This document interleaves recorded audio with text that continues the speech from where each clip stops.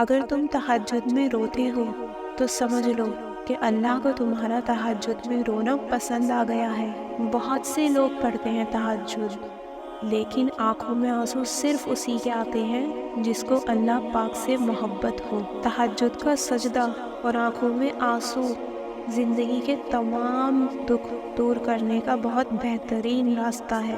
اگر آپ زندگی میں بہت پریشان ہیں اور اگر آپ تہجد بھی پڑھتے ہو تو سمجھ لو آزمائش صرف اس پر آتی ہے جو اللہ کے بہت قریب ہوتا ہے۔ جو شخص بھی تہجد میں صرف رونے تک کی کیفیت کو بھی پہنچ جاتا ہے نا، اس کا ایک سجدہ بھی اس کی زندگی کی تمام پریشانیاں دور کرنے کی طاقت رکھتا ہے۔ اگر آپ پریشان رہتے ہیں یا کسی بھی ٹینشن میں رہتے ہیں تو مستقل تہجد پڑھنا شروع کر دیں اور سب اللہ پر چھوڑ دیں۔ تہجد پڑھتے وقت آپ کا پہلا آنسو آپ کے کام میں ہر اس رکاوٹ کو دور کر دیتا ہے جس کی وجہ سے آپ نا امید رہتے ہو۔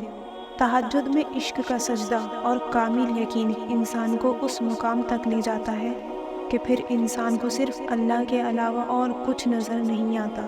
تہجد پڑھنے سے پہلے صرف اس کی نیت کر لینا ہی اللہ کے قریب ہونے کی نشانیوں میں سے ایک نشانی ہے۔ تہجد نام ہے اس عبادت کا جس کے سجدوں میں رونا دنیا کی کامیابی اور آخرت کی کامیابی کو پا لینا ہے۔ تہجد کے سجدوں میں رونے کا اصل مقصد صرف اللہ کو راضی کرنا ہوتا ہے۔ ہماری دعا ہے کہ اللہ ہم سے راضی ہو جائے۔ آمین یا رب العالمین۔